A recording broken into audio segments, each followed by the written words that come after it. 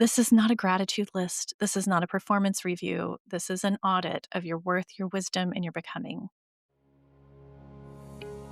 When you begin this year as the person you've become rather than the person you used to be, everything has the potential to shift. I'll tell you a secret. I freaking hate New Year's resolutions. I hate them. And I'm very resistant to goal setting. But deciding what becomes your new baseline, that feels like it has juice to me. That is the foundation from which everything else can grow. You're listening to Solving for Joy. I'm your host, Dr. Chrissy Ott, a multi-boarded integrative physician and professional certified life and career coach. This podcast is about joy, what it means, how we find it, and the creative ways people are solving for it in their own lives. I'm so glad you're here. Hello, friends, and welcome to this end-of-year episode of the Solving for Joy podcast. I am your host, Dr. Chrissy Ott. It is wonderful to be with you again, and today is an opportunity for me to speak with you alone for a change.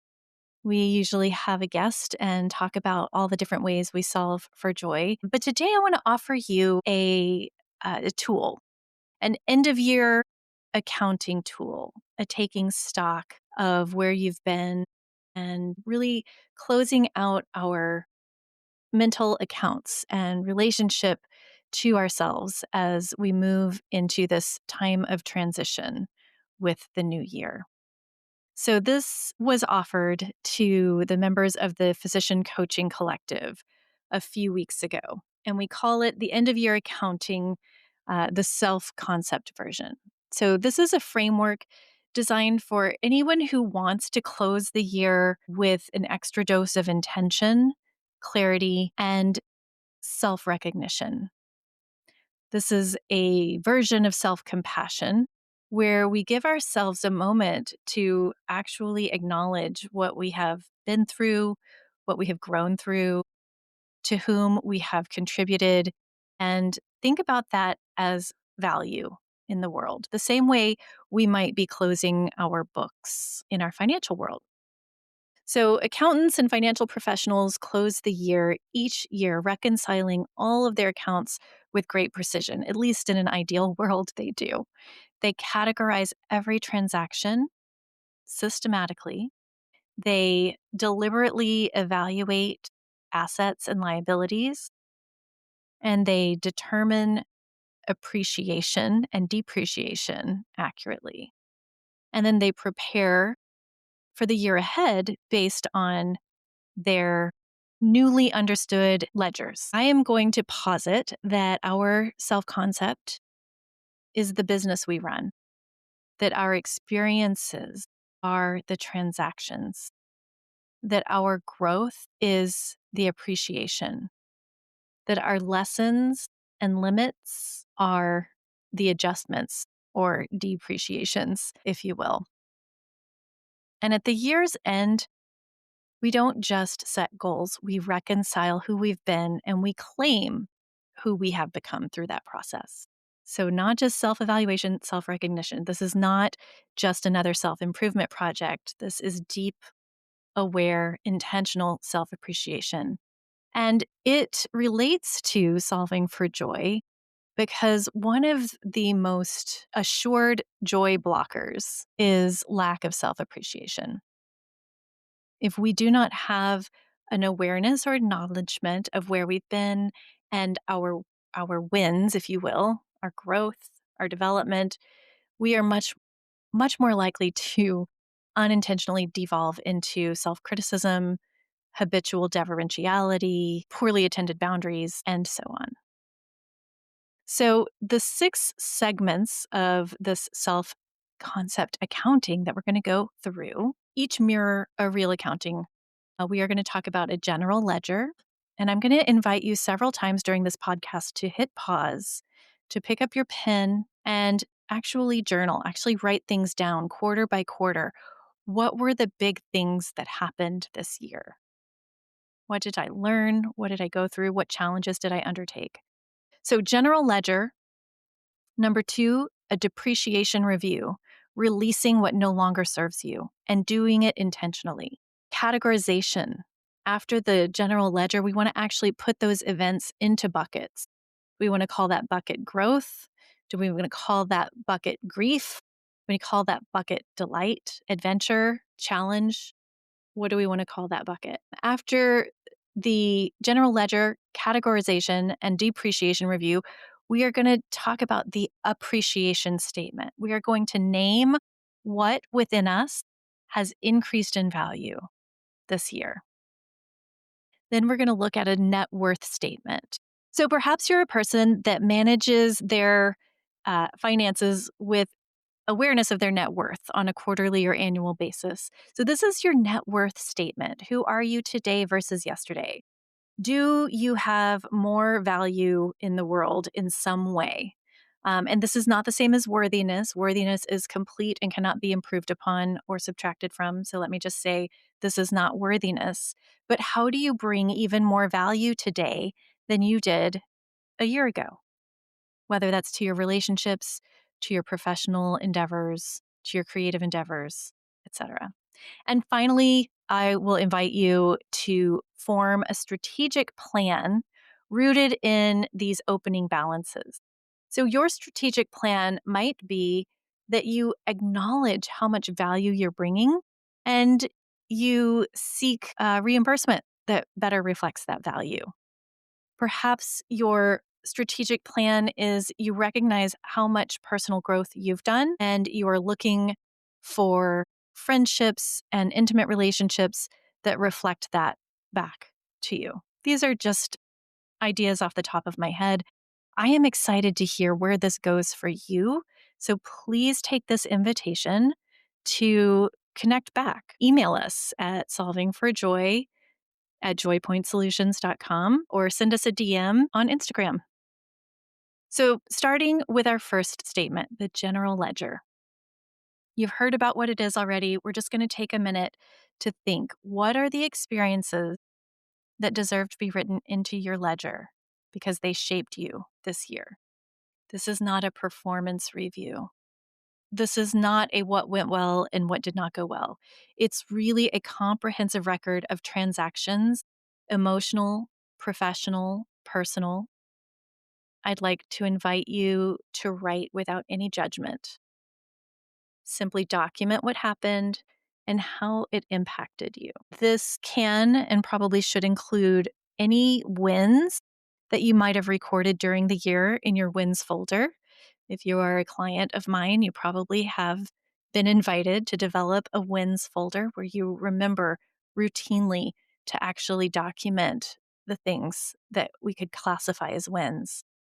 Also, failures or things that are perceived as failures that deepened your insight, your wisdom, moments of courage that you might not have fully named that at the time, painful experiences that maybe shifted your understanding, gifts that arrived when you needed them, things you handled well despite being under pressure. And I would include things that you wish that you had handled differently. I cannot remember how many times I yelled at my sweet, sweet daughter this year, but I wish that they were less, however many they were. Luckily, we do a lot of repair making. So I'm going to invite you to pause the podcast and write your general ledger out in quarters.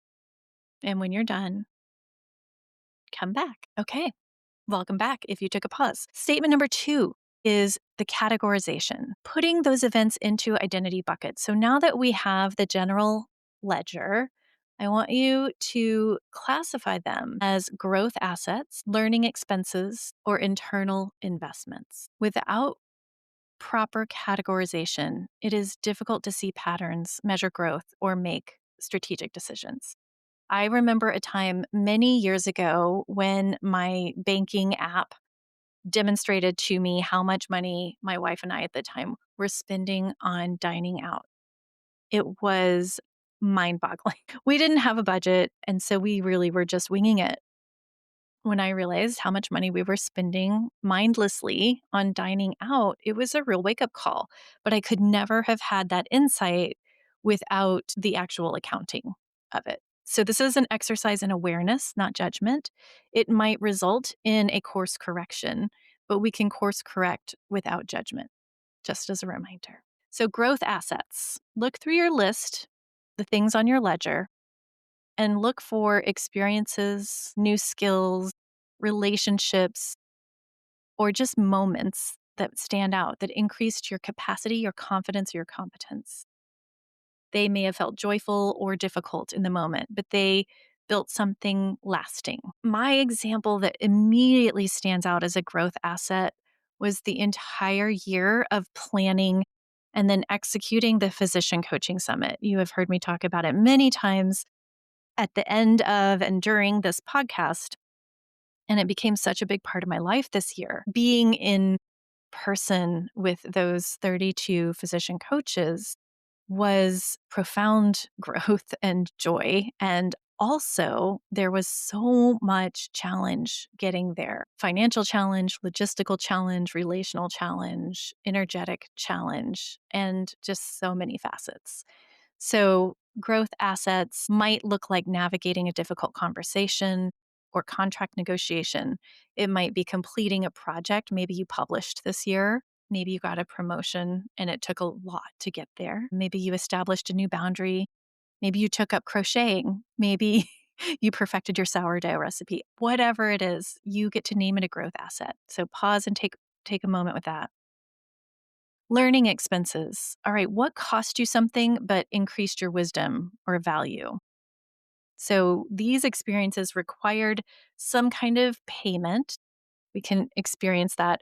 We could name that loss. You had to give something to get something here. So it was time or energy or emotional labor or money, actual money, but it delivered a valuable lesson in return. Perhaps a business mistake that taught you something essential, a relationship that ended but showed you more of what you need, or something where you fell short of your goal but clarified your values. I am going to tell you that as a serial entrepreneur who is not risk averse, I have made many adventurous decisions, and some of them have turned out, you know, aces, and others have just been very expensive learning lessons.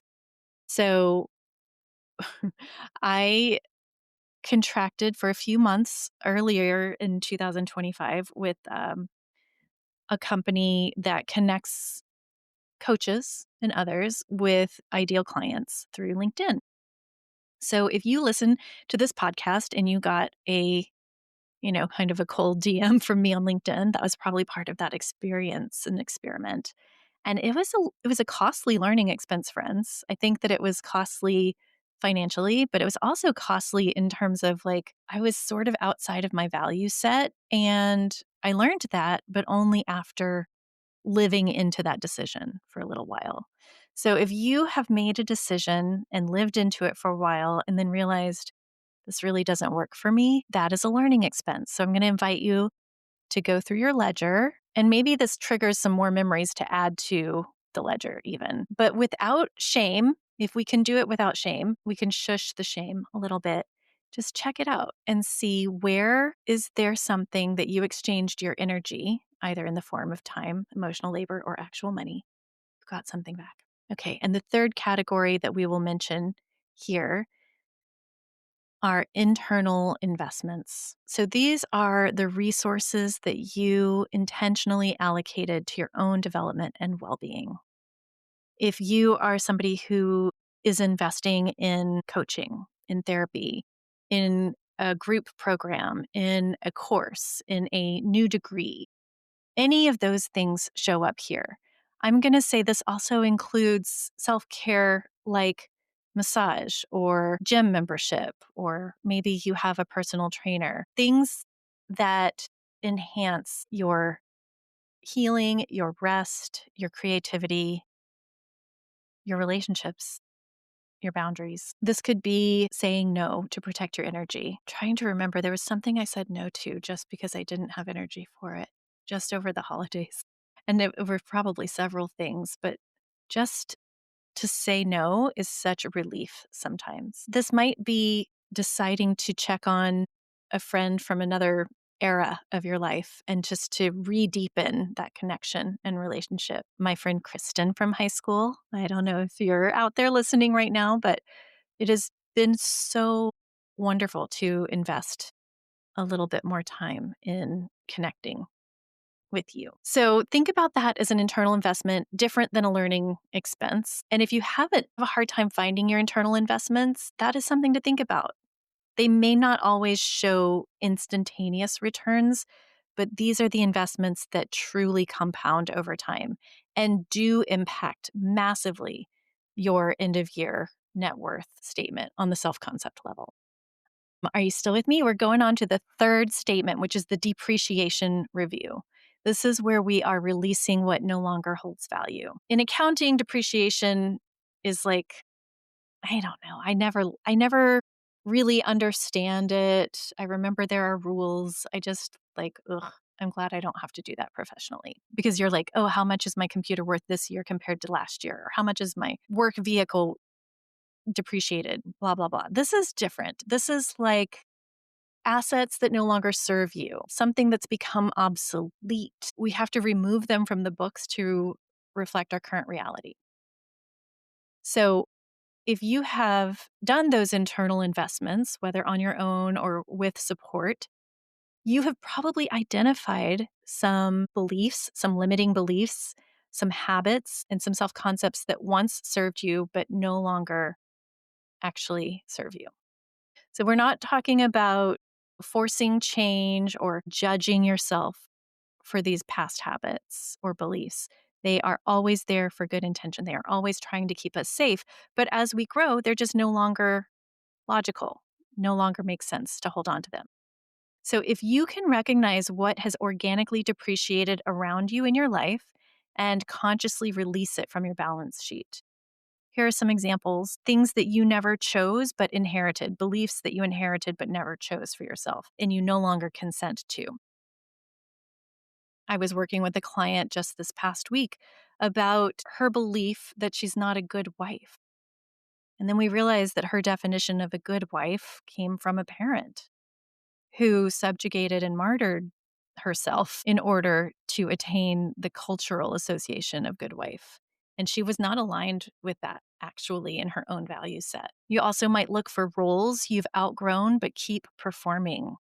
Maybe that means a committee that you no longer feel invested in the mission of. Maybe it's clinical work that no longer feels interesting or challenging to you. Maybe it's a friendship that you've outgrown and it's been really hard to actually get to the point where you can name that you've outgrown said friendship. Obligations that no longer align with your values and self concepts that feel heavy rather than hopeful. Here are some examples. I can't take up space or ask for what I need.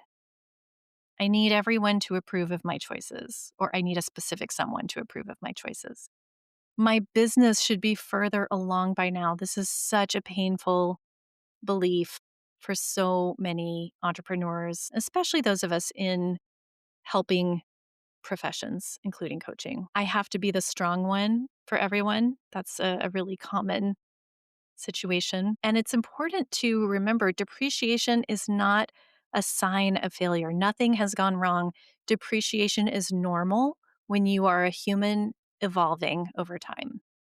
It is a natural accounting adjustment.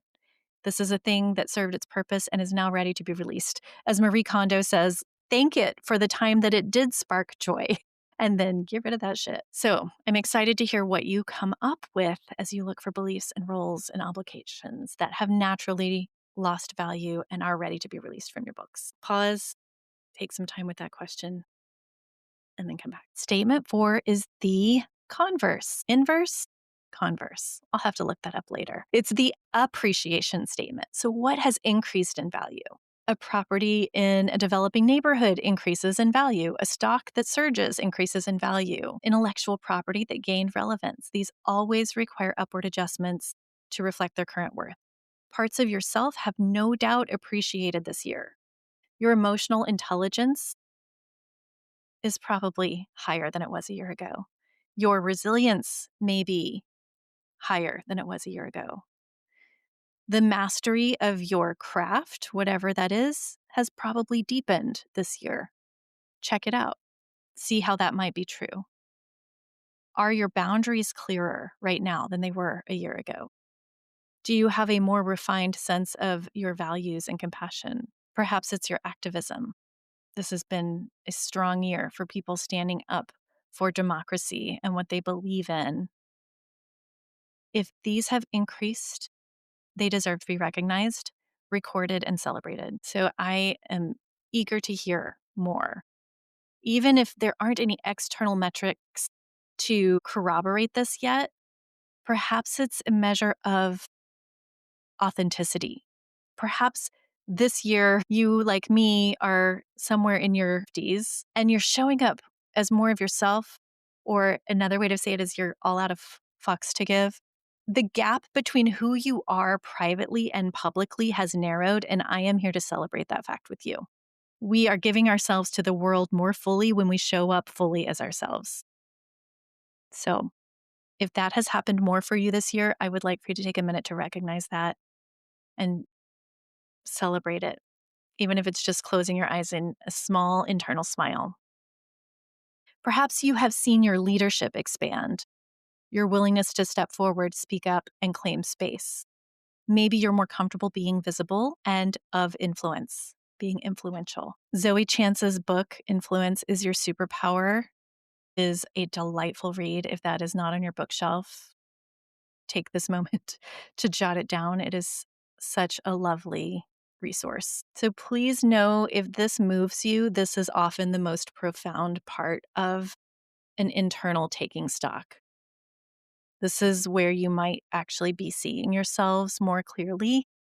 So please take your time. Do not rush. Put your hand on your heart and feel that appreciation. This is a really beautiful time to take a moment and write yourself a letter of gratitude, a thank you note, a note of acknowledgement. You don't have to share it with anyone but yourself. If you want to be witnessed, I'm more than happy to read it. Please send it to me. But take your time and notice your appreciation, because this is not something that's built into our culture. Nobody else is actually built in to do this unless you happen to have a coach or a therapist who is walking, arm in arm with you and reflecting back to you how different you are than you were a year ago or 2 years ago. Our fifth statement is our net worth. Again, it's that, here versus there moment. It's kind of zooming in and zooming out. So, assets minus liabilities. In financial terms, it's a clear measure of our financial health over time, not just what you have, but where you're trending. What is your trajectory, in other words? So, identity, confidence, self trust, we want to measure that change with precision and honesty and without judgment. We are not comparing ourselves to others, our net worth to others. If you have ever thought about comparing your net worth to others, you probably are aware that people start with different amounts. Some people came from families with a lot of financial resources and their net worth started off high. Some people got lucky in the real estate market early in their life and their net worth is high.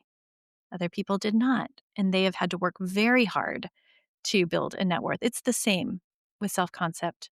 What were you given in terms of tools, learning, opportunities, and support? So, no comparison to external, only comparison to your own personal path and trajectory. So, here are some 7 ways to think about how you might be more valuable. First, in your own eyes, are you more valuable? Has your self regard, self trust, self respect deepened? How?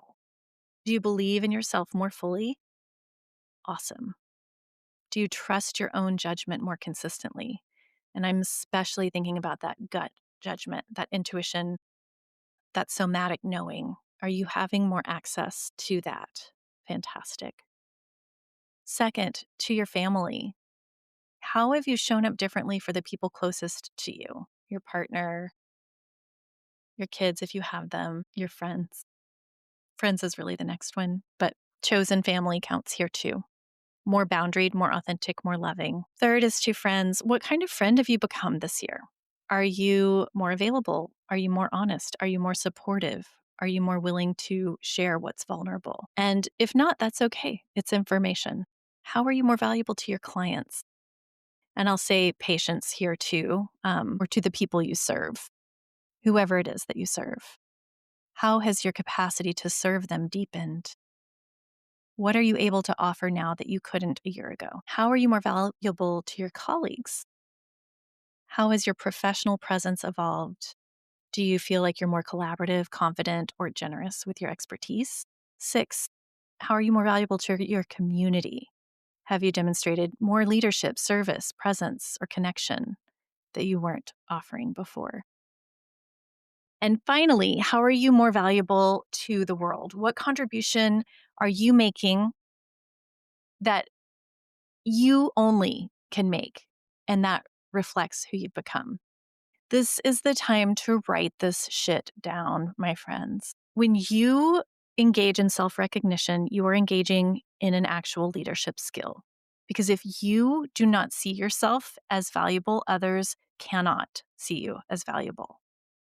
If you do not document this growth, you will forget it. You will downplay it. It is our negativity bias in action. And that is a cognitive distortion we cannot give into. Your future self needs this record. So please sit with that. Enjoy. And the final statement of our self concept year end accounting is the strategic plan, your opening balances for next year. So, opening balance for next year is not arbitrary. It's calculated from all these things that came before. Your ending balance becomes your beginning balance, carrying forward the truth of what you have built and become. So, from here, we make conscious decisions about what we carry forward. It's not setting goals. I'll tell you a secret. I freaking hate New Year's resolutions. I hate them. And I'm very resistant to goal setting. You can ask my very own coach. It's not, it doesn't feel organic enough to me many times. It feels external. And it doesn't have to. And there's plenty to be argued with about that. But I'm just letting you in on a little secret. Goal setting is not my favorite. But deciding what becomes your new baseline, that feels like it has juice to me. That is the foundation from which everything else can grow. Engaging this inventory of strengths at their full value. What capabilities are you bringing to the beginning of this year already built up and strong? What skills, qualities, competencies can you count on from day one? Maybe you're a super communicator. Maybe you're a super connector. Maybe you are very charismatic. Maybe you are an incredibly hard worker. Maybe you're incredibly resilient and persistent. Bring those strengths in and freaking own them, my friends. They are yours and they are part of your opening balance. Second, lessons as competencies. What painful or cringy lessons are you now carrying forward as transformed wisdom rather than wounds? Carrying wounds is not particularly valuable, but carrying wisdom is invaluable.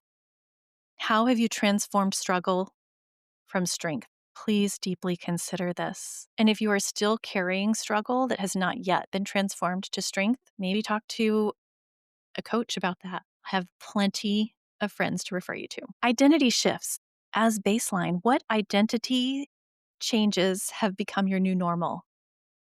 How is it that you are someone different and not someone who's trying to be different?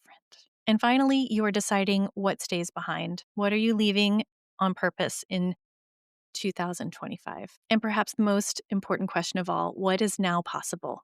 Given all of this, all that you've become, all that you've let go, all that you've appreciated, all of your increased net worth, what opportunities, new challenges, worthy challenges, or contributions are now available that simply weren't accessible before? This is not a list of things to accomplish. It's just what doors open, what ceilings open, what becomes penetrable that seemed impenetrable before. When you begin this year as the person you've become rather than the person you used to be, everything has the potential to shift. So take a moment in this sixth statement to actually write down what could be possible now. Thank you for listening. as I go through all of these aspects of self-concept accounting at the end of year. This is not a gratitude list. This is not a performance review. This is an audit of your worth, your wisdom, and your becoming. Write it down and keep it handy. And maybe do it at the end of each quarter for the year coming so that you are truly in sync with this growth going through. Without documenting it, it's easy to forget. It offers a pathway to integration.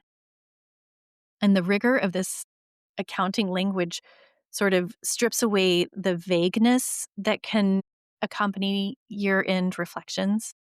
It demands specificity and honesty.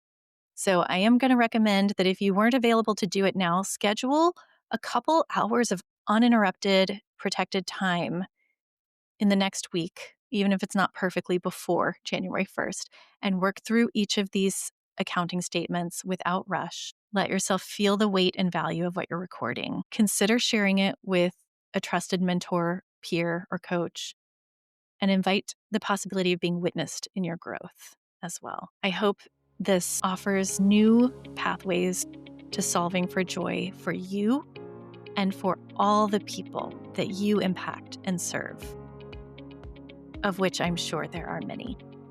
May your next year be one of joy and ease and so much delight. Thank you for being with me today. I will talk to you soon.